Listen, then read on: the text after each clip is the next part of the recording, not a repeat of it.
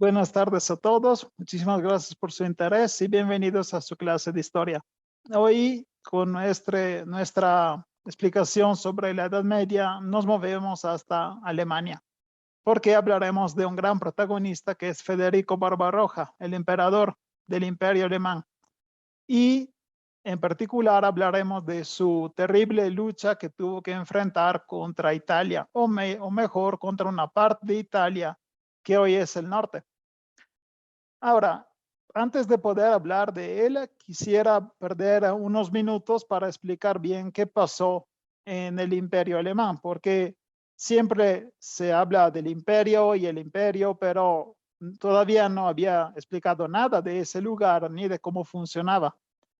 Ya vieron que el imperio fue protagonista de varias guerras, luchó en contra del Papa, pero hoy me concentro más y espero que terminando la clase ya sea más claro qué es el imperio del que estoy hablando en la Edad Media. Si se acuerdan, como ya habíamos visto al final de la clase de los carolingios, se había creado un imperio y este imperio se dividió en el año 843 con un tratado, el Tratado de Verdún, que divide el imperio entre los tres hijos de Luis o Ludovico el Pío. Y el imperio carolingio se rompe en Reino de Italia, Reino de los Francos occidentales y Reino de los Francos orientales. Actualmente, el Reino de los Francos occidentales se llama Francia y el Reino de los Francos orientales es Alemania. Las dos Francias eran bastante diferentes, no solo a nivel de idioma, porque claramente uno hablaba lo que hoy sería francés y el otro hablaba lo que hoy se llama alemán, sino también como cuando fueron cristianizadas, cuando fueron convertidas al cristianismo. Los francos occidentales, o sea, los franceses, se habían convertido al cristianismo ya con el rey Clodoveo, mientras entre el siglo V y el siglo VI, mientras que los alemanes fueron cristianizados por los monjes irlandeses un siglo después. O sea, eran pueblos diferentes. El reino de Alemania empezó a definirse como una federación de cuatro o cinco diferentes pueblos, dependiendo si se ve la división política o también étnica. Cada uno de estos pueblos era comandado, liderado por un dux, o sea, un duque. Por eso se habla de 5 ducados. Tenemos el ducado de Franconia, que es la región de Rin. Tenemos los suevo-alemanes y la región de Suabia, que está en el sur, más o menos donde está actualmente Suiza. Tenemos los bávaros en el sureste y tenemos los sajones en el norte-este. Además, tenemos la Lotaringia en la región oeste. Prácticamente eran 5 regiones que compartían algo de cultura y de idioma, pero eran políticamente divididos. Este país tenía como idioma oficial el latín. Cuidado, el idioma oficial no es exactamente el que habla la población. O sea, la población habla una cosa y cómo hablan los reyes es otra. Entonces, los reyes de Alemania hablaban latín y el principal aliado de este imperio era la Iglesia Católica. ¿Quién era el emperador o quién era el rey de Alemania? En este caso, la respuesta es bastante difícil, porque a diferencia de los otros reinos, el imperio alemán era un imperio electivo. ¿Qué significa? Que normalmente cuando nosotros hablamos de un imperio, uno se imagina que hay un emperador y el siguiente emperador será su hijo, ¿no? Esto se llama principio dinástico, o sea, se crea una dinastía.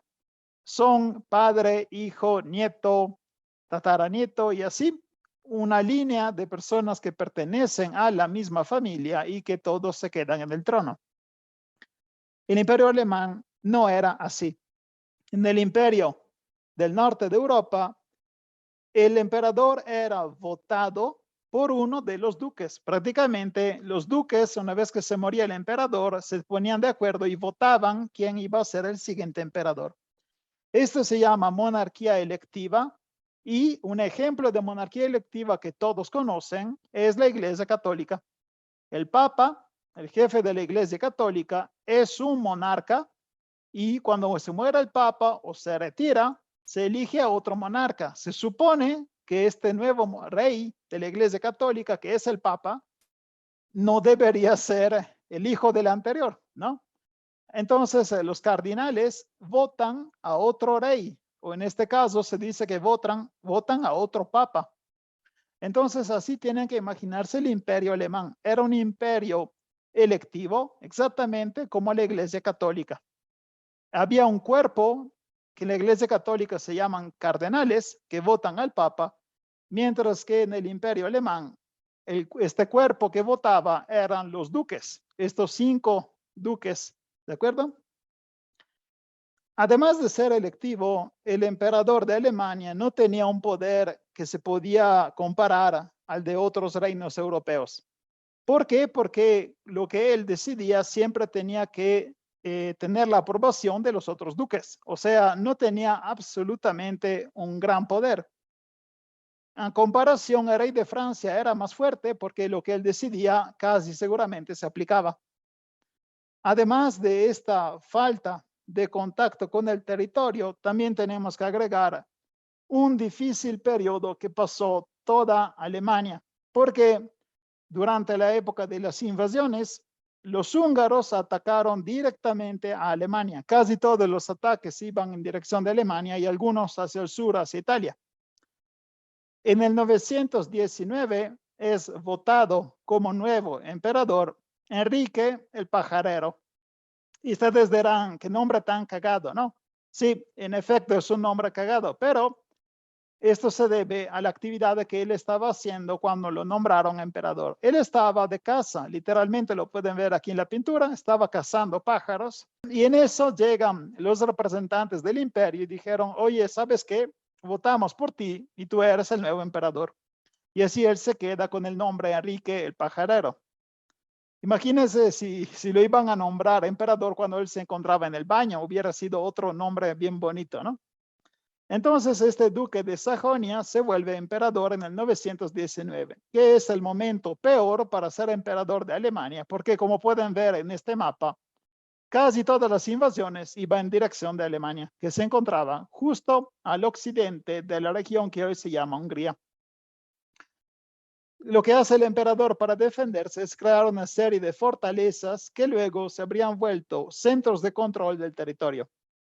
En el 935 logra vencer a los húngaros y conquista las poblaciones eslavas que se encontraban entre el río Elba y el río Oder. Todos estos éxitos llevan los duques alemanes a elegir como nuevo emperador su hijo. ¿Por qué? Porque se dieron cuenta que este Enrique era muy bueno y tenían esperanza que también el hijo sería al menos bueno como su papá, ¿no? Y así eligen su hijo que se llama Odón I de Sajonia, y da inicio a una dinastía que se llama dinastía otoniana, por el nombre Odón, que también se llama Otón. Entonces, este Odón I es hijo del emperador anterior y es el segundo de la misma familia que está sentada en el trono de Alemania. Este Odón obtiene la victoria definitiva y completa sobre los húngaros en el 955, la batalla de Lechfeld. Y los húngaros, después de esta batalla, se convertirán al cristianismo y serán establecidos en la actual Hungría. Es este proceso que transforma a los húngaros en uno de los pueblos que componen Europa y que sigue hasta el día de hoy. Uno que va a Hungría está visitando una parte de Europa, pero la cultura de los húngaros no es exactamente europea. Y todavía se ve la diferencia entre Europa occidental y Hungría desde el punto de vista político y de las costumbres, pero este es tema para otra clase. Gracias a la política matrimonial, Odón también entra en las cuestiones italianas. ¿Por qué? Porque la reina de Italia se llamaba Adelaida y era viuda. Entonces, claramente encuentra una buena oportunidad. Odón se casa con Adelaida y casándose con ella, se unen las dos coronas. Ahora Odón es contemporáneamente rey de los francos orientales, o sea, rey de Alemania, y también rey de los longobardos, o sea, de los italianos. Y le dan la corona férrea, que es la corona de Italia. Es esta corona de hierro, ¿ok? En el 961 baja a Italia, digo baja porque de Alemania hasta Italia hay que ir hasta el sur. Y una vez que llega en Roma, lo coronan emperador y hacer esta coronación es el Papa Juan XII. Después, también Adelaida, por primera vez, recibe la corona de emperadora y también usan el aceite sagrado con ella. Entonces, dan inicio a una nueva fórmula del emperador. El hombre y también la mujer reciben la corona por el Papa y los dos son ungidos con el aceite sagrado. Odón no lo sabía, pero estaba dando inicio a una tradición que los siguientes emperadores tenían que seguir. Para ser un emperador tenías que seguir una receta bien precisa. Los ingredientes eran estos tres. Primero, tenías que tener la corona de Alemania, o sea, ser nombrado emperador en Alemania. Segundo, tenías que tener la corona italiana, y la corona italiana la recibías en Pavía. Pavía es una ciudad bastante pequeña en Italia, pero en la época era la capital longobarda, y es por eso que ahí te daban la corona de Italia, la corona férrea. Tercer ingrediente, importantísimo, tenías que ir hacia el sur hasta llegar a Roma, donde el Papa te daba la corona imperial, te hacía todo ritual sagrado para ungirte y decir que tú eres emperador también por voluntad divina. Esto es el currículo mínimo para uno que quiera ser emperador de manera formal. Este imperio que estoy describiendo se conoce como Sacro Romano Imperio Alemán o germánico, pero la palabra sacro, el Sacro Romano Imperio, en realidad la palabra sacro empezará a utilizarse después, porque será nuestro amigo Federico I a utilizarla por primera vez. Él, si no lo saben, es el protagonista de esta clase. Hablaremos de él un poquito más tarde. Hablando del plano interno, o sea, de las cuestiones internas de Alemania, Odón intentó convencer los duques que la elección dinástica era la mejor, o sea, quería que también su hijo se volviera emperador. También intenta mantener una buena relación con Bizancio. Se acordarán que hay otro imperio en el oriente, el ex imperio romano oriental o imperio bizantino. Bueno, ellos seguían llamándose Imperio Romano Oriental, pero actualmente los conocemos más como bizantinos. Y esta relación que Odón intenta tener con Constantinopla se logra. De hecho, obtiene que su hijo, Odón II, se case con una princesa bizantina que se llama Teofano. Esta princesa bizantina viaja de Constantinopla hasta Alemania, se casa con Odón II.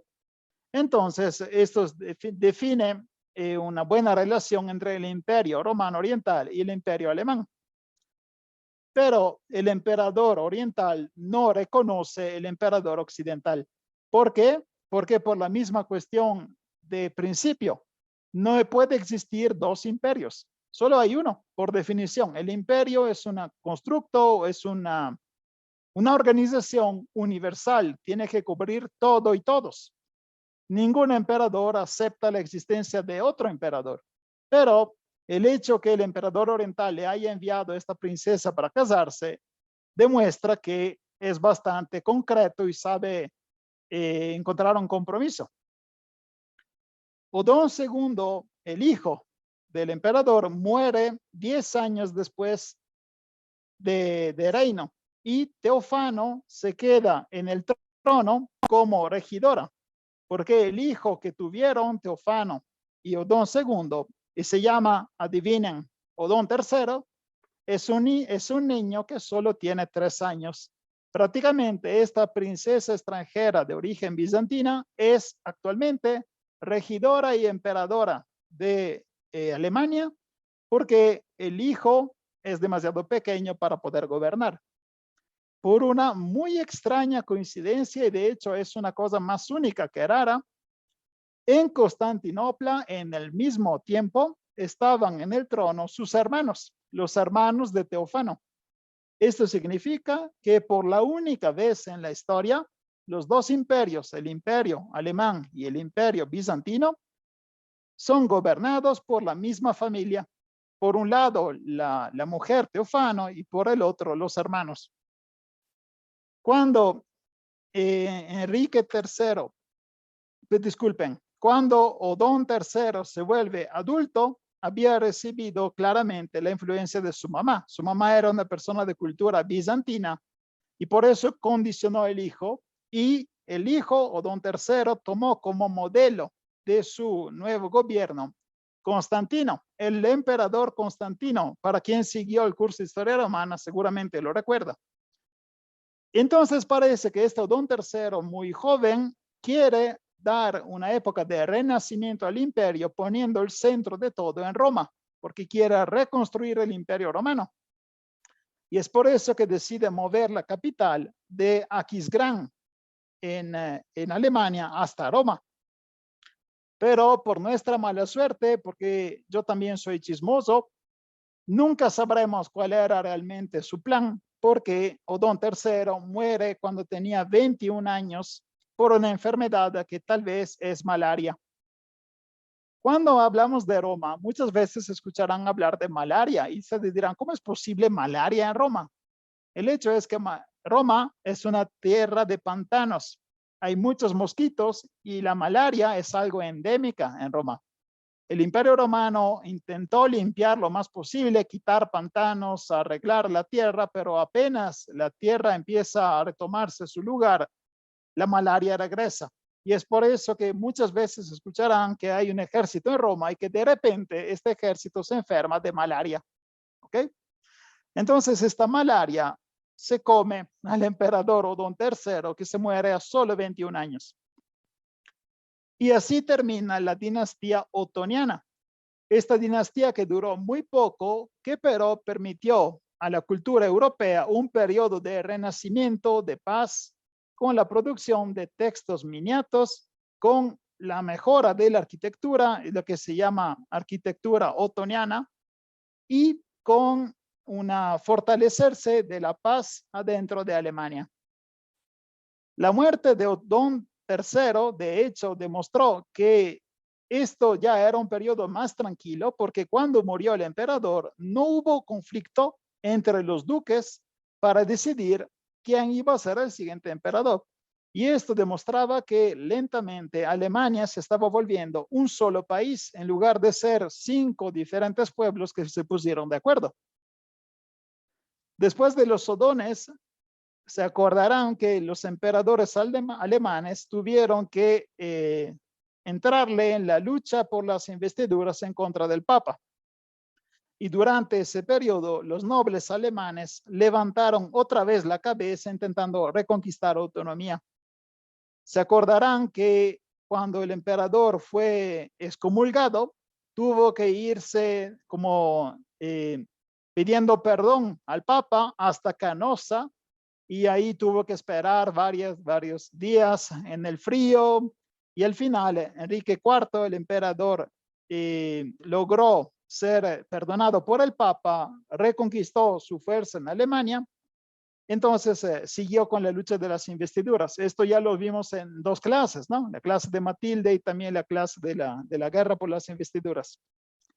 Cuando muere Enrique V en Alemania, el emperador Enrique V, se abre un largo conflicto dinástico entre el partido de los duques de Baviera y el partido de los duques de Suabia. Ahora, de esos 5 duques que les decía, 2 son los que son más fuertes, el de Baviera y el de Suabia. Este conflicto dará origen a 2 palabras diferentes. Los duques de Baviera reconocían un ancestro familiar que se llamaba Welf, y de la palabra Welf salió la palabra Welfen, que se conocen en español como güelfos. Al otro lado, los duques de Suabia eran de familia Waiblingen, y esta familia tenía como centro del poder el castillo familiar de los Hohenstaufen. Y de esta palabra llega la palabra gibelinos. Entonces, güelfos y gibelinos, aquí disculpen, me confundí. Waiblingen era el nombre del castillo, la familia se llamaba Hohenstaufen, y del nombre del castillo, Waiblingen, llega la palabra gibelinos. Entonces, este conflicto de dos familias alemanas son los que luego se volverán también en español güelfos y gibelinos. Pero esta palabra vamos a ver hoy cómo tendrá una evolución y al final de esta clase significará otra cosa respecto a esta inicial. A resolver esta lucha para ver quién iba a ser el emperador fue la elección de nuestro amigo Federico I Barbarroja. ¿Por qué él fue la solución de este conflicto? Porque él era un poquito de carne y un poquito de pescado. Prácticamente compartía las dos familias. Porque de parte de su papá, él era Hohenstaufen, pero de parte de su mamá, era hijo de Judith de Baviera y por eso era también del otro lado. Por eso elegir a él parecía la manera correcta de hacer contentos a todos. Entonces la corona imperial fue dada a Federico I de Suabia el 9 de marzo de 1152, pero para poder mantener tranquilo también el duque de Baviera y Sajonia, se le entrega a él toda la Alemania del Norte. Y así, por un lado está contenta la familia Hohenstaufen y por el otro lado también está contenta la familia de Baviera. En el 1147 había heredado de su padre el título de duque de Suabia y en ese mismo año había seguido su tío Corrado III en la Segunda Cruzada, junto con el rey de Francia, Luis VII. Ahora abro paréntesis porque tengo que explicar. Porque así estoy hablando de Federico y de repente le lanzo una cruzada. Vamos a ver. ¿Qué había pasado? La última vez que hablamos de las cruzadas, les hablé de la conquista de Jerusalén. Bueno, el condado de Edesa, que fue el primer estado cruzado, había sido reconquistado por los musulmanes. Y así se organiza una cruzada con la misión de liberar este condado de Edesa. Esta segunda cruzada fue un verdadero desastre. El ejército cruzado había sido mandado en Anatolia, o sea, estaba en Turquía, estaba cruzando para llegar hasta Tierra Santa, pero fueron atacados cuando todavía estaban en Turquía y los pocos que sobrevivieron avanzaron hasta Jerusalén, pero cuando todavía no llegaban, atacaron Damasco en Siria y no obtuvieron absolutamente nada. En esta cruzada, que es un desastre, Federico tenía 25 años, o sea, era muy joven y ya tuvo el bautizo de la guerra, entonces ya sabía muy bien qué significaba luchar. El único éxito que tuvo la Segunda Cruzada fue la conquista de Lisboa. Y ustedes dirán, ¿cómo es posible? ¿Qué carajo dices de Lisboa si estamos hablando de Tierra Santa y tú me dices Portugal? Porque Lisboa está en Portugal. Y sí entiendo su confusión. El problema es que la cruzada es un fenómeno más grande de lo que parece. Porque ya les dije, les hablé de este ejército que pasaba por la Turquía, ¿no? Pero otro ejército que estaba compuesto por flamencos, frisones, normannos, ingleses, escoceses y alemanes, había salido del norte de Europa y se habían embarcado, o sea, estaban viajando vía mar con los barcos para llegar hasta el Mediterráneo y de ahí entrar a Tierra Santa. Y mientras estaban pasando, desembarcaron cerca de Lisboa y de ahí supieron que un ejército local estaba intentando sitiar la ciudad de Lisboa, que estaba bajo dominio árabe musulmán. Entonces, ellos decidieron entrar en este conflicto y ayudar a los que hoy se llaman portugueses a reconquistar Lisboa. Y en efecto, este ejército cruzado junto con los castellanos y los portugueses asediaron Lisboa y en el 1147 lograron conquistarla y Lisboa se volverá la ciudad principal de Portugal. Entonces, el único éxito que tuvo la segunda cruzada fue liberar a Lisboa en Portugal. Y no tiene sentido, pero así es la historia, ¿de acuerdo? Entonces, cuando termina esta segunda cruzada, el emperador todavía es muy joven y recibirá la corona imperial en Aquisgrán cuando tenía 30 años. En esa época, Italia del Norte estaba empezando a demostrarse siempre más rebelde hacia la autoridad imperial. O sea, no aceptaba de ser parte del imperio. La ciudad que más daba problemas era la ciudad de Milán.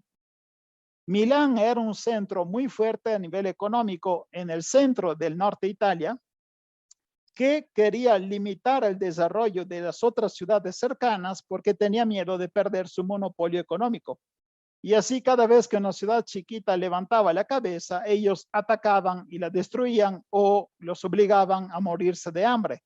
A nivel económico, no vayan pensando que mataban a la gente, simplemente le quitaban los negocios para no perder el monopolio. Bueno, en el 1111 Milán ataca y destruye a la ciudad de Lodi, una ciudad que había sido fundada por el mismo emperador.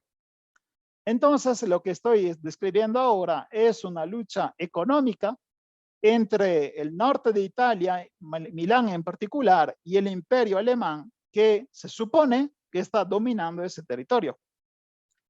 También en el sur de Italia la situación era bastante preocupante porque el rey Roger II había muerto y su hijo todavía no había sido reconocido por el Papa como el nuevo rey del sur.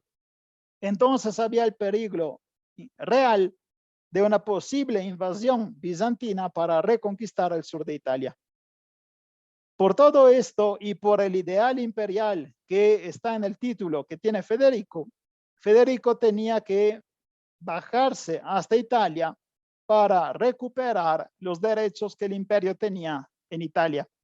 En particular, esto se llama conflicto por las regalías. Vamos a ver si les explico bien. El imperio alemán tiene en teoría el dominio sobre Italia, Italia del centro-norte. A nivel práctico, este dominio no es real, porque en el centro-norte las ciudades están casi completamente libres. Son las que se llaman las comunas. De esta hablaremos en la siguiente clase. Pero el emperador quiere recuperar estas regalías, que son estos privilegios que él tenía.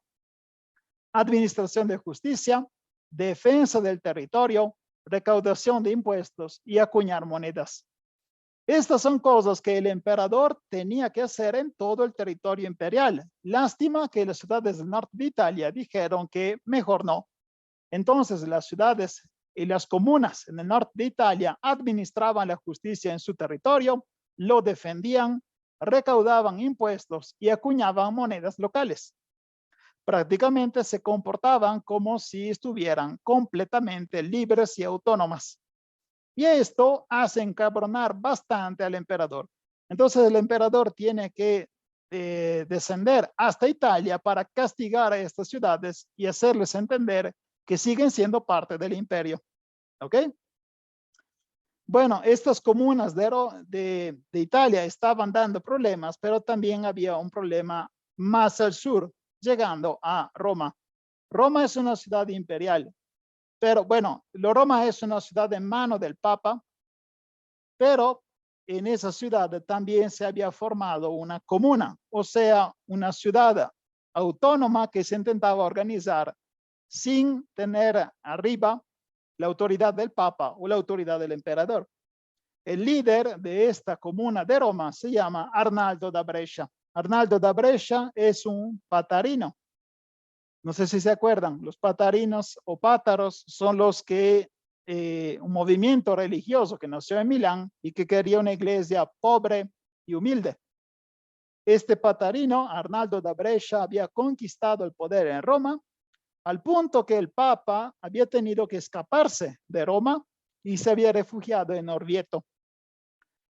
Y ahora tenemos el norte de Italia rebelde y en Roma un señor que es Arnaldo da Brescia que obligó al Papa a escaparse. Imagínense qué situación tan cómoda que se encuentra Federico I. Así, al final del 1154, Federico baja por primera vez a Italia. Digo primera porque verán durante esta clase que Federico será como un elevador, sube y baja, sube y baja, sube y baja, hasta que se hartarán ustedes. Imagínense él cuánto se hartaba de viajar hasta Italia y luego tener que regresarse. Y no estoy hablando de avión, estoy hablando de semanas de camino, ¿ok? Bueno, Federico por primera vez baja hasta Italia y organiza la dieta de Roncaglia. Una dieta, no vayan pensando que es cuando uno se limita de tragar. La dieta es una junta, es como decir, es una asamblea. Y en esa junta, en esa dieta, se decide algo que todos tienen que respetar. Entonces, organiza esta dieta de Roncaglia y ahí le quita las regalías a todas las comunes italianas. Dice, ¿saben qué? Ustedes ya no pueden producir leyes, ya no pueden acuñar moneda, ya no pueden defender su territorio y ya no pueden administrar la justicia. Estos son broncas mías, no pueden hacerlo ustedes. Después, para demostrar que no era algo tan simple y no era algo que se pudiera decir que no, se pone a destruir varias ciudades que eran rebeldes, como Asti, Chieri y Tortona. Tortona era una aliada de Milán. Durante esta aventura muere el Papa y el nuevo Papa se llama Adrián IV. Empieza a tratar con el Imperio Bizantino, con Génova, con Venecia y con Pisa, e incluso Federico planea invadir el sur de Italia, o sea, se está preparando diplomáticamente para conquistar el sur de Italia.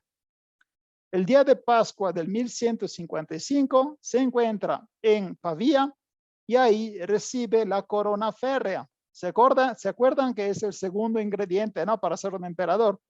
Recibe la corona férrea del Reino de Italia y así casi completa la rutina para ser emperador. Lo único que le falta es la coronación imperial en Roma.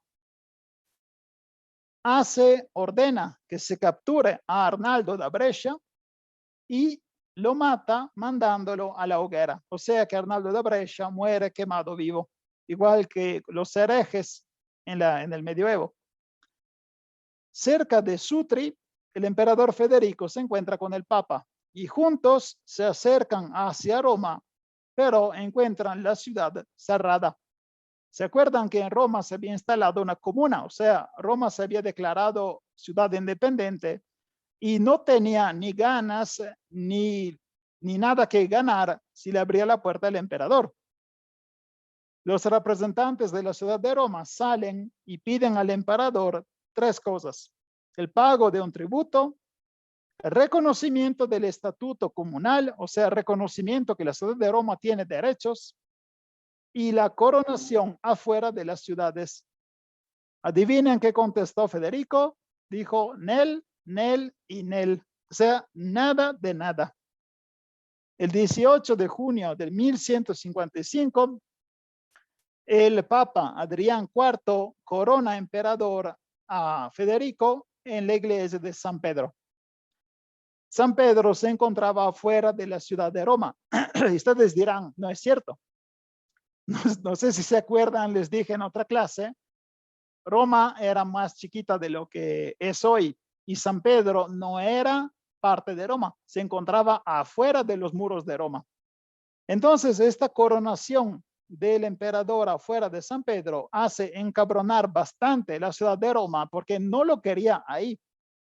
El Senado de Roma da inicio a una revuelta y el ejército alemán lucha en contra del ejército romano. Prácticamente se crea una batalla en el corazón mismo de Roma para ver quién realmente es el dueño de esa ciudad. Y logra vencer Federico y así el Papa se puede reinstalar en la ciudad de Roma. Ahora Federico debería avanzar hacia el sur de Italia para conquistarlo, pero sus aliados lo convencen a regresarse a su casa, porque en el camino hacia el norte tienen que castigar a otras ciudades como son Spoleto y Verona. El Papa ahora se encuentra solo porque ya no tiene la ayuda material de Federico, que se regresó a su país. Y así el Papa es obligado a aceptar como nuevo rey de Sicilia el normanno Guillermo I. No se preocupen si digo muchos nombres que no entienden, porque llegará el momento que hablaremos también de la historia del sur de Italia.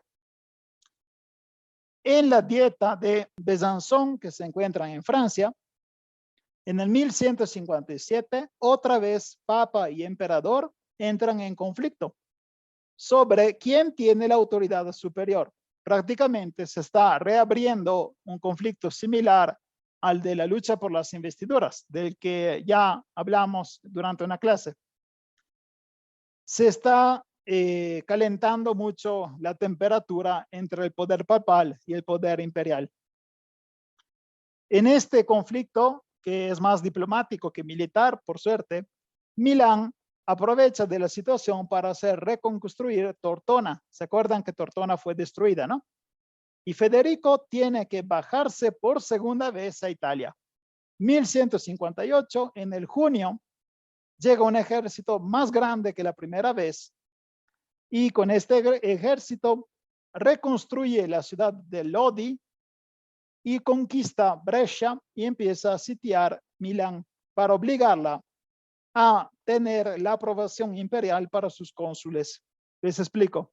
Cada ciudad-estado, que se llama comuna, tenía algunos líderes que los mandaba, que se llaman normalmente cónsules. Estos cónsules se eligen adentro de la ciudad, pero el emperador quería decidir él quién iba a ser cónsul. De esta forma podía controlar la ciudad, ¿no? En el noviembre del 1158 organiza una segunda dieta de Roncalia, una segunda junta para demostrar quién es realmente el jefe. Y a esta dieta de Roncalia se presentan también algunos profesores de la Universidad de Bolonia.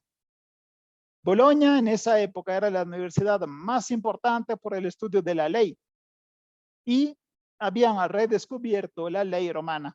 Estos doctores boloñeses ayudan al emperador elaborando una lista de las regalías. O sea, dicen, según la ley, el emperador puede pedir todo esto. Y lo que les confirma Bolonia son estas solicitudes. El emperador podía decidir la elección de duques, condes y marqueses, nombrar cónsules municipales y magistrados, recaudar los impuestos, acuñar las monedas y además imponer obras públicas como la construcción de muros defensivos.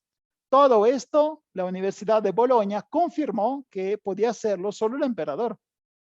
O sea que Federico ahora tiene también el apoyo de la ley y va a caer con todo el peso de la ley en contra de las ciudades italianas. Federico estaba bastante disponible para conceder estas regalías a las comunas, pero en cambio pedía un tributo anual, o sea que cada año las ciudades le enviaran dinero y también que las ciudades reconocieran la autoridad imperial superior. Ahora, estas son cosas que no querían hacer las ciudades. Incluso manda unos representantes que se llaman podestá en las comunas más difíciles para controlar la situación. Esta palabra, podestá, es una palabra italiana que se usa para definir como un alcalde, más o menos. Este podestá es un alcalde mandado por el emperador y que debería checar que todo funcione según lo que el emperador dice y quiere. Este envío de podestá hizo explotar una rebelión. Todo el norte de Italia se levantó, excepto la ciudad de Cremona. Cremona siguió siendo aliada de Federico. El emperador tiene que empezar a madrear a la derecha y a la izquierda, y al final obtiene la victoria y destruye la ciudad de Crema. También con el Papa el conflicto sigue.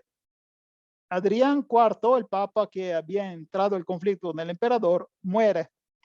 Y el 7 de septiembre los cardinales eligen a Alejandro III, nuevo papa, que quería seguir apoyando las comunas. Mientras que pocos cardinales votaron por un señor llamado Ottaviani, que era amigo íntimo del emperador.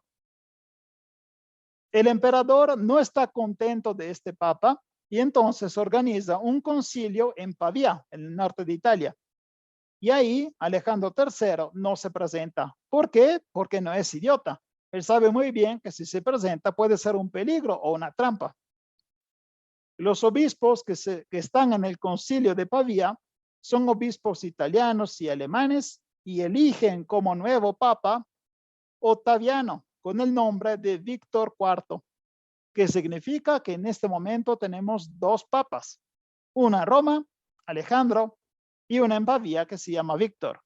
Alejandro claramente es un papa que apoya a las ciudades de las comunas italianas y Víctor, siendo amigo del emperador, claramente apoya al emperador.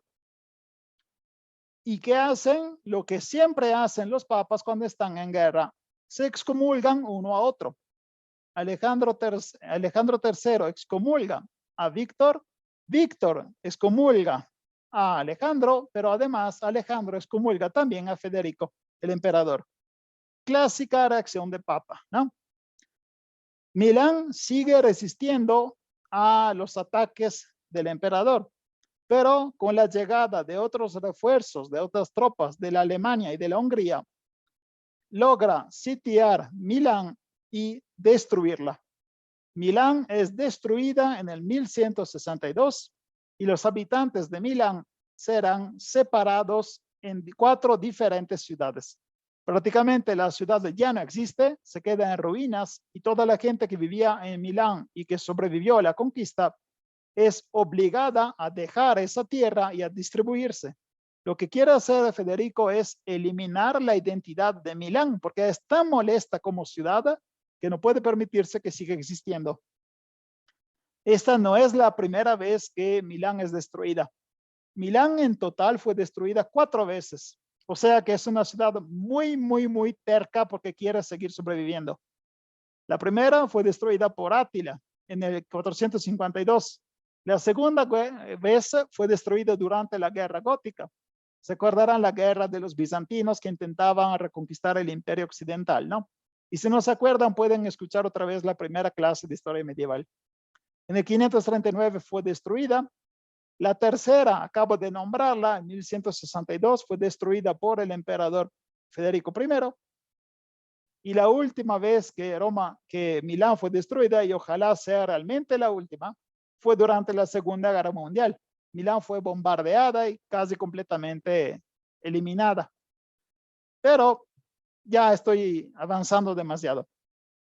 También las ciudades de Brescia y Piacenza fueron destruidas, o más bien tuvieron que destruir sus muros y tuvieron que aceptar unos funcionarios imperiales. A este punto parece que ya está todo bajo control y Federico se regresa a su casita en Alemania.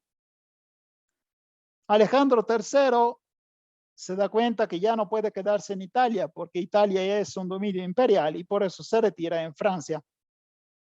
Mientras tanto, para poder intentar demostrar que él es el Papa verdadero, en Saint-Jean-de-Losne, en Francia, se organiza una reunión en donde él quería demostrar que es el verdadero Papa. También a esta junta llega el rey inglés, Enrique II, y esto hace vencer a Alejandro en la demostración que él es el Papa verdadero y no el otro que es el antipapa. En el octubre del 1163, Federico tiene que bajarse a Italia por tercera vez. Ya empieza a hartarse, pero tiene que bajarse otra vez porque está una rebelión, esta vez en el lado véneto del norte. Se rebelan la ciudad de Verona, Padua y Vicenza, donde está mi casa, su casa, nuestra casa. Yo soy de ahí, de Vicenza. Entonces, si quieren un día visitarla desde el punto de vista turístico, me pueden preguntar y yo con gusto les puedo ayudar. Federico no tiene suficientes soldados para poder eliminar esta revuelta y también porque el ejército está enfermo y por eso tiene que regresarse a Alemania. Prácticamente este tercer descenso fue completamente inútil. Alejandro III puede regresar en Roma porque se da cuenta que ya cambió la marea. Con el emperador en el norte, otra vez el norte de Italia empieza a organizarse. Imagínense que este punto es tanto el enojo en contra de Federico que también las ciudades que antes estaban tranquilas empiezan a crear una rebelión. Como demostración de este nuevo enojo, es suficiente saber que en el 1164 la ciudad de Bolonia mata al potestad imperial, que era este enviado de Federico que estaba ahí para checar que todo estuviera bien. En el sur de Italia, en el trono, está una regidora que es la reina Margarita, aliada del Papa, junto con otro aliado importante, Manuele Comneno, en el Imperio Oriental y con Venecia. Prácticamente en contra de Federico, se está creando una gran alianza que incluye buena parte de Italia y el Imperio Oriental. En el octubre del 1166, pueden adivinarlo, otra vez Federico tiene que irse hasta Italia, cuarta vez que baja a Italia. En esa ocasión, lucha contra Brescia y Bérgamo, llega hasta Bolonia y en Bolonia se hace entregar unos rehenes. ¿Por qué? Porque, no sé si lo saben, pero la entrega de rehenes no es algo solo de los criminales.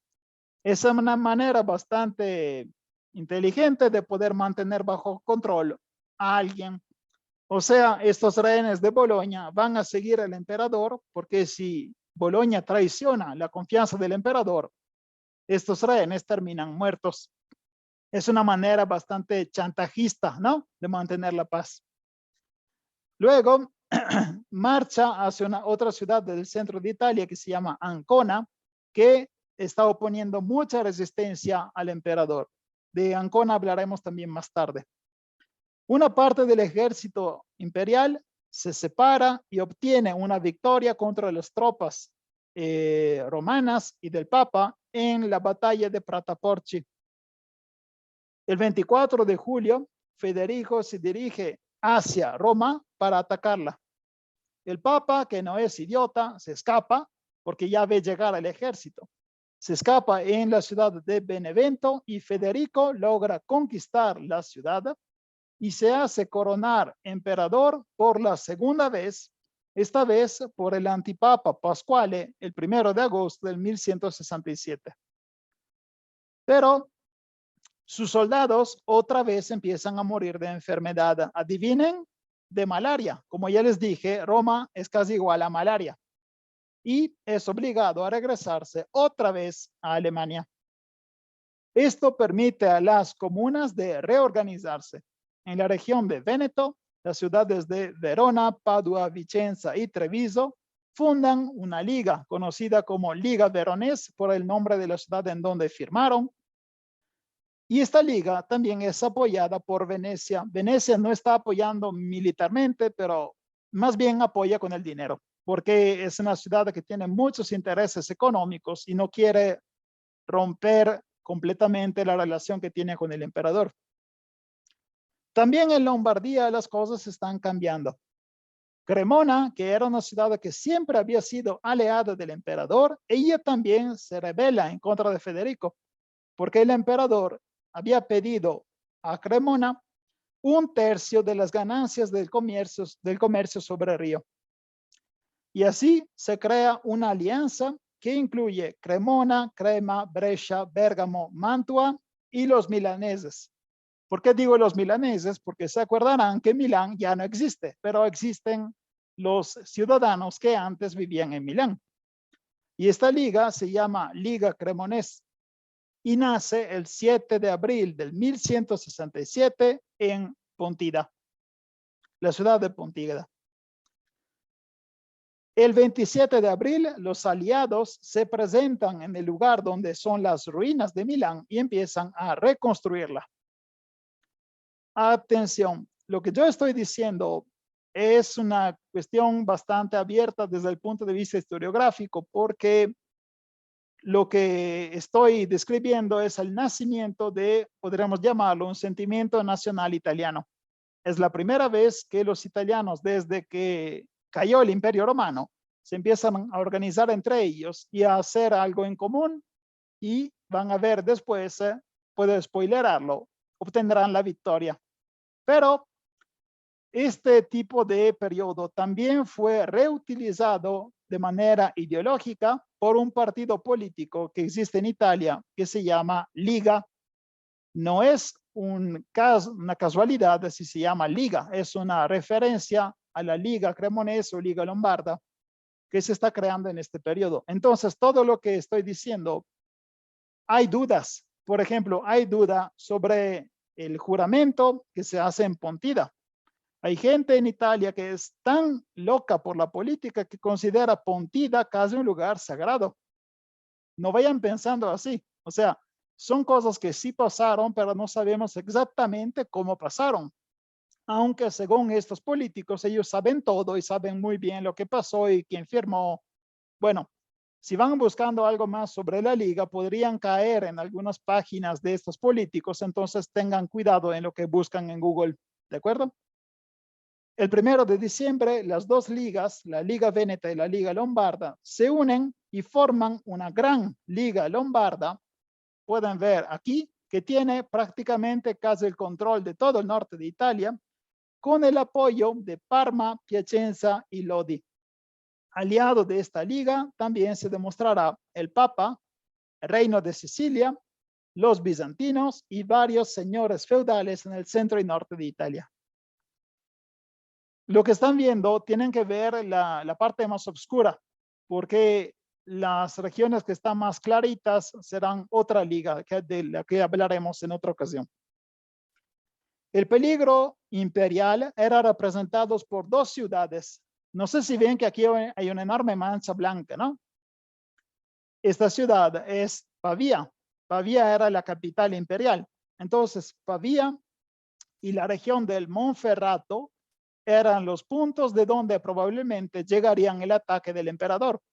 Estos dos representaban el peligro y por eso el norte de Italia tenía que prepararse a defenderse.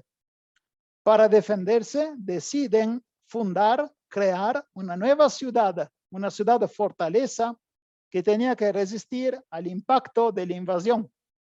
Y en honor del Papa Alejandro III, se funda Alejandría.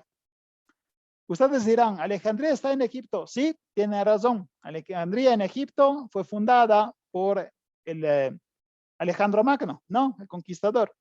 Pero en Italia hay otra Alejandría que tiene el nombre del Papa, Alejandro III. En Italia se llama Alessandria, pero es lo mismo. Y es fundada el 3 de mayo del 1168. Y ustedes dirán, pusiste mal la foto, porque la foto no está mostrando Alejandría, está mostrando un río y unos pantanos. De hecho, sí, estoy enseñando Alejandría porque esto era Alejandría de la época. Era un enorme pantano, pero es donde los italianos decidieron poner toda la resistencia. Ahorita que les explique qué pasará, se darán cuenta que fue una buena decisión.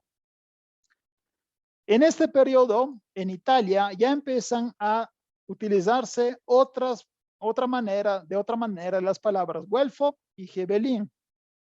Ahora los güelfos son las personas que apoyan al Papa y apoyan a las ciudades del norte de Italia.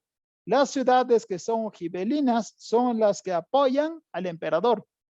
Entonces la división de güelfo y gibelino, que antes era una división entre dos duques de Alemania, ahora significa quién apoya al Papa y quién apoya al emperador.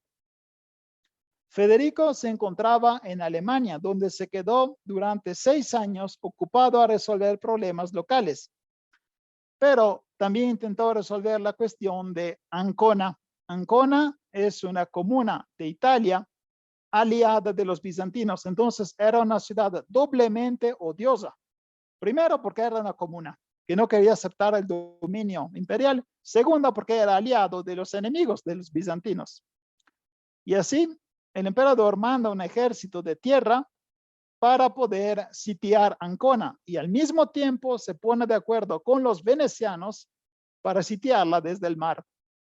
Si ustedes siguieron bien la clase, probablemente dirán, ¿qué pedo con los venecianos? Se supone que los venecianos están en contra del emperador. Sí y no. Los venecianos son unos pinches hipócritas y siempre van donde va el dinero.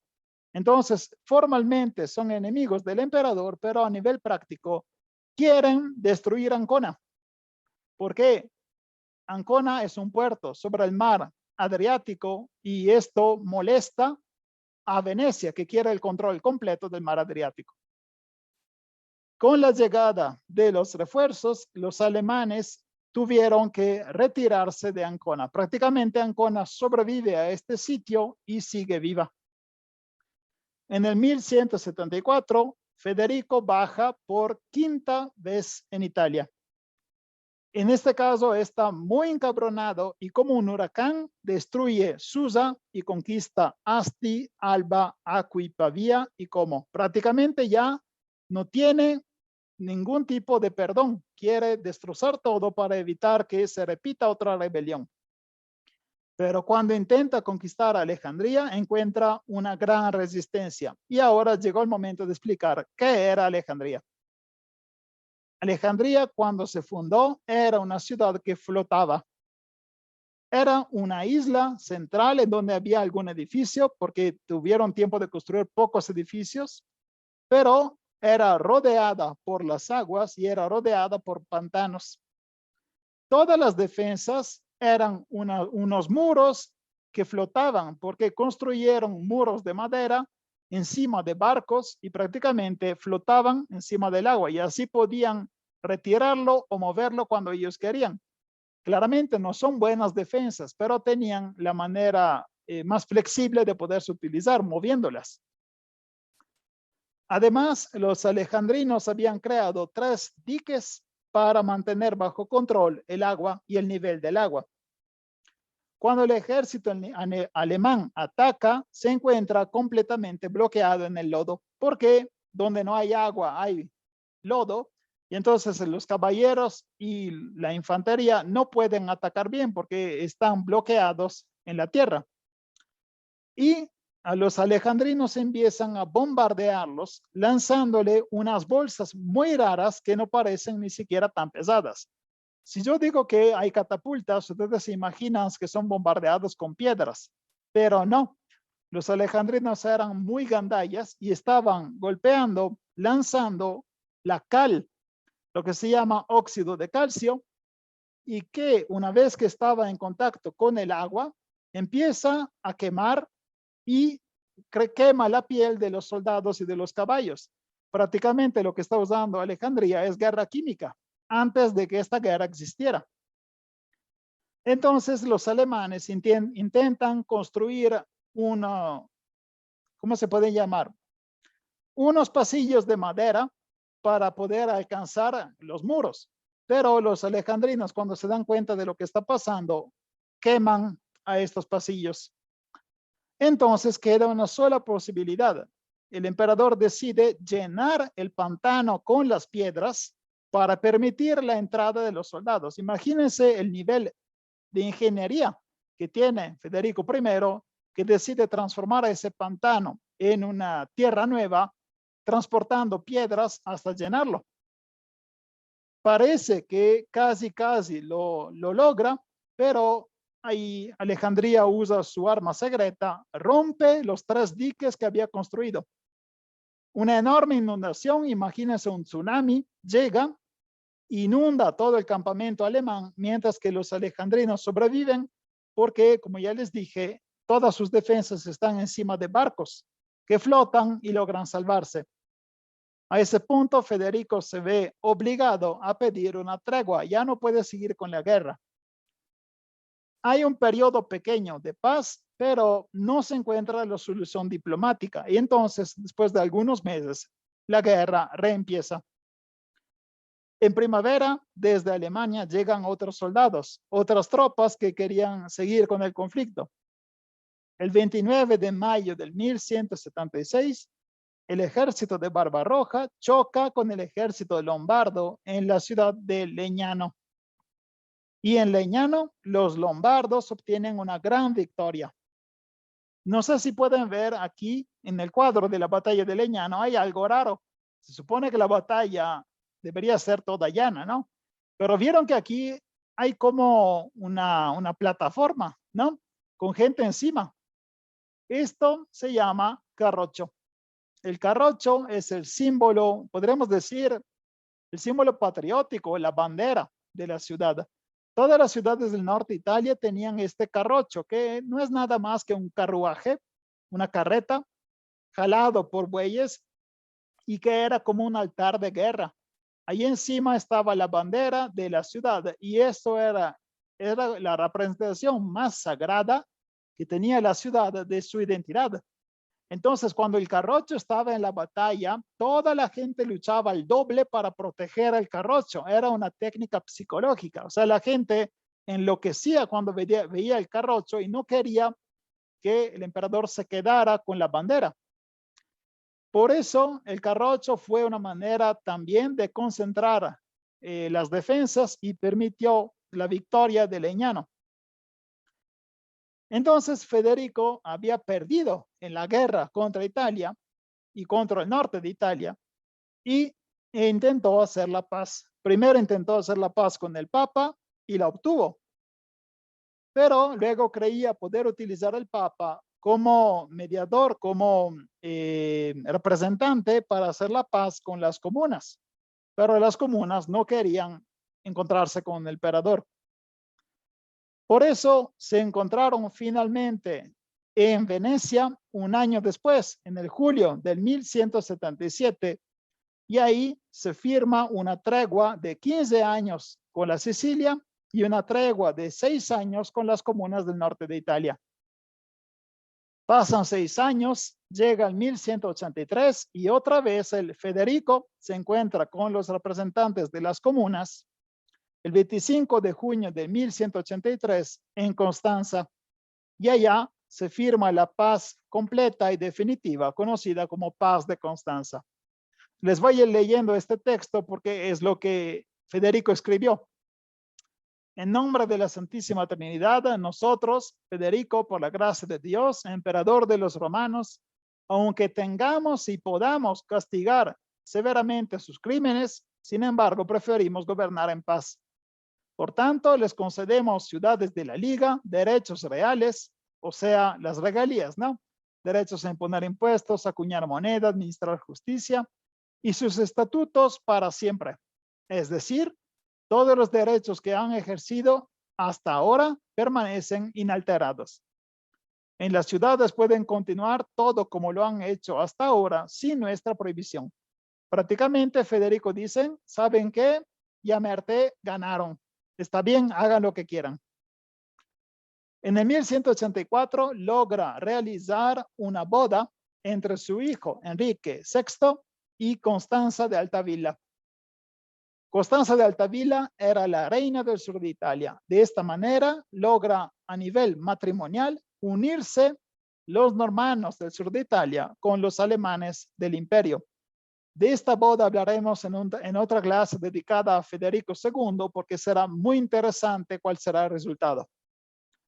En el 1184, por sexta y última vez, baja a Italia, pero es un viaje muy diferente porque en este caso es un viaje pacífico, podríamos decirlo de fiesta. Federico no lleva ejército y es rodeado de ciudades que ya lo aceptan y lo quieren. Entonces, la última bajada hasta Italia es el final bonito de esta historia.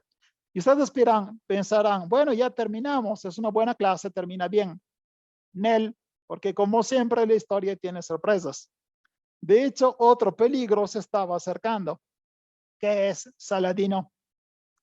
Saladino es un líder kurdo que estaba conquistando siempre más territorios en la región de Tierra Santa y estaba amenazando el reino cruzado, el reino de Jerusalén.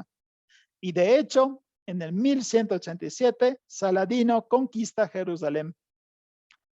Claramente esto crea un enorme pánico en toda Europa, porque ellos consideraban que Jerusalén ya era bien cristiana.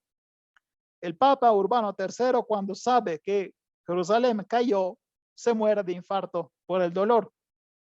Y el nuevo Papa, Gregorio VIII, lanza la tercera cruzada, que es la cruzada para liberar a Jerusalén. Se acordarán, la primera cruzada conquistó Jerusalén, la segunda fue completamente inútil y la tercera sirve para intentar liberarla. Ahora, a esta cruzada tienen que responder los reyes. Es la cruzada que más ve la participación de reyes. Federico promete partir, pero viendo cómo había pasado la segunda cruzada, porque él se acuerdan que participó la segunda, ¿no? Todavía era chamaco, pero sí participó. Viendo cómo había ido, empieza a organizar todo muy bien, porque si se organiza bien algo, es más probable que termine con éxito. Y es por eso que se pone en contacto con el rey de Hungría, con el emperador bizantino y también con el sultán de la región de Iconio para pedir el permiso de cruzar su territorio. Prácticamente, él también quiere llegar caminando vía tierra hasta Jerusalén y por eso se pone de acuerdo con todos los territorios que están entre Alemania y Jerusalén. ¿Qué es el sultán de Iconio? Como pueden ver aquí, es un poder musulmán que estaba en la actual región de Turquía.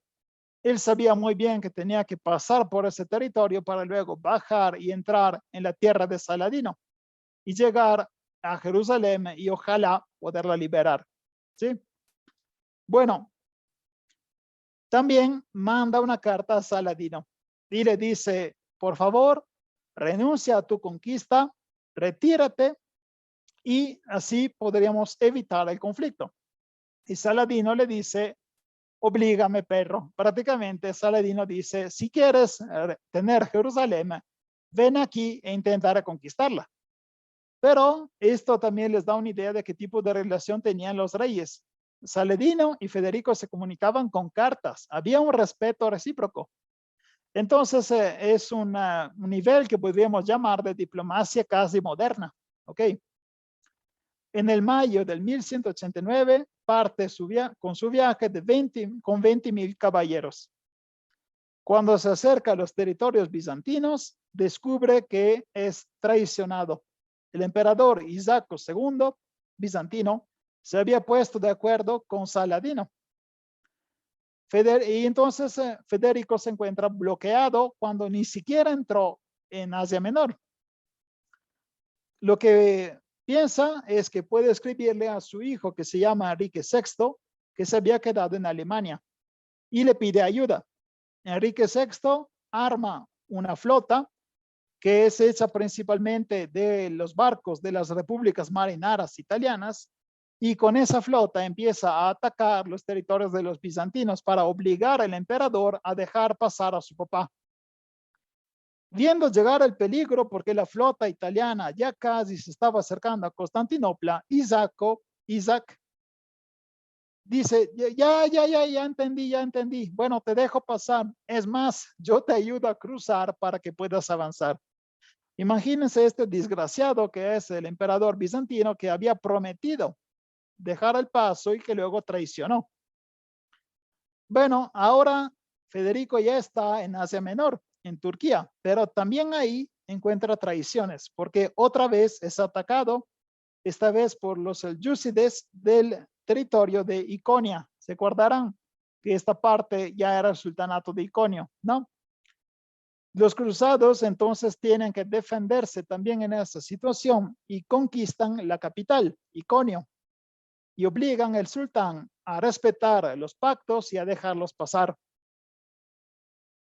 Ahora ya casi llegan porque ya están entrando en Tierra Santa, cuando con una enorme sorpresa Federico muere, pero muere de una manera bien pendeja, porque entre todos los muertos que hubo en la Edad Media, esta es una de las muertes más ridículas. Federico estaba cruzando el río Salef o río Goksu y muere el 10 de junio del 1190 mientras está cruzando. hay varias teorías, o sea, no entienden por qué esta persona se murió en el río, porque él podía tranquilamente evitarlo. El agua les llegaba solo hasta las caderas, no vayan pensando que el agua estaba muy profunda. Y según una teoría, el ejército tenía muchísimo calor al punto que Federico se lanzó en el agua y probablemente se cayó o se tropezó y por eso cayó en el agua y ya no pudo levantarse. O el caballo se tropezó y le cayó encima y por eso el peso del caballo no le permitía levantarse. O el agua estaba muy fría y por eso entrar en el agua muy fría le dio un infarto. Bueno, son puras teorías. El hecho es que se murió de manera muy pendeja intentando cruzar este río cuando no era necesario entrar así, lanzándose. Había puente, o sea, ¿para qué entraste, no? Pero hay también que decir que Federico también tenía su edad, tenía sus añitos, porque cuando cruzó el río ya tenía 68 años, era ya un señor. Entonces probablemente era más frágil de salud y esto seguramente no ayudó. Bueno, cuando murió, claramente el ejército dice, ¿y ahora qué pedo? ¿De qué hacemos? Ya murió el emperador, ¿cómo avanzamos? Su hijo quería conservarlo, porque dijo, bueno, al menos si no llegó vivo, al menos podemos permitir que el cuerpo llegue hasta Jerusalén. Y decidió ponerlo literalmente en un bote de vinagre. ¿Por qué en un barril de vinagre? Porque el vinagre, como saben bien, sirve para conservar. Es muy ácido, entonces cualquier fruta y verdura, bueno, fruta no, cualquier verdura que ponen en vinagre se conserva bien. Y con el mismo principio, si le pones adentro un emperador, eso supone que también el emperador se conserva bien. Pero no se conservó muy bien y de hecho mientras avanzaban, el cuerpo empezó a pudrirse al punto que su hijo, Federico VI, tuvo que decidir dónde sepultarlo. No es muy preciso, pero parece que una parte del cuerpo terminó en Antioquía, otra parte en Tiro, otra parte en Tarso, prácticamente lo hicieron pedacitos y así se encuentra esparcido en varios lados. Pero los que sobrevivieron a todo este viaje son 5,000 soldados y empezaron a sitiar la ciudad de Acre. Pero en esa batalla muere el hijo Federico VI. Y así termina la aventura alemana en esta tercera cruzada. Quiero usar unas pocas palabras para al menos terminar con la tercera cruzada. No quiero terminar así cortando. Mientras tanto, mientras los alemanes llegaban caminando, dos reyes, el rey Felipe II de Francia y Ricardo, conocido como Corazón de León, llegaron hasta Palestina con los barcos. O sea, ellos llegaron vía mar, evitándose una gran bronca de territorios que atravesar. Y intentaron reconquistar Jerusalén. Lástima que los dos reyes no iban para nada de acuerdo. Entonces Felipe II, una vez que desembarca ahí, obtiene un éxito militar pequeño y luego se retira, se regresa a su casa. Ahora en contra de Saladino solo sigue un rey, que es Ricardo Corazón de León. Ricardo lucha en varias ocasiones en contra de Saladino, obtiene también media victoria, pero no logra liberar a Jerusalén. Lo que más se volvió famoso de este episodio es la relación especial que tenían Saladino y Ricardo. Ellos dos escribían cartas y en una ocasión cuando Ricardo estaba sufriendo muchísimo porque estaba en el desierto, después de haber caminado muchísimo y todos estaban muriendo de hambre y de sed, le mandó una carta a Saladino pidiéndole por favor que mande algo. Y Saladino mandó comida y agua. Incluso una vez que Ricardo se enfermó, Saladino le mandó helado y esperaba que se repusiera bien, que se repusiera muy pronto. O sea, son dos enemigos muy raros, ¿no? Se respetan mucho. Pero esto es una cosa que sorprendió también a la gente de su época. Entonces, Saladino y Ricardo se demostraron los más diplomáticos y los mejores, más honorables reyes de su época. Esta guerra termina sin reconquistarse Jerusalén, pero las ciudades que se habían reconquistado fueron la costa que está entre Tiro y Jaffa, y así termina la tercera cruzada, además con la buena relación entre Saladino y Ricardo, que siguieron escribiéndose carta y mandándose regalitos. Qué bonito, ¿no? Si les gustó la clase, pueden darle me gusta, compartirla y suscribirse al canal. Los enlaces de Spotify están disponibles en la página del canal de YouTube y si quieren apoyarme también pueden encontrar el enlace de Buy Me a Coffee en el que pueden comprar café o una clase sobre el imperio sirio que es para los patrocinadores. Muchas gracias, hasta luego.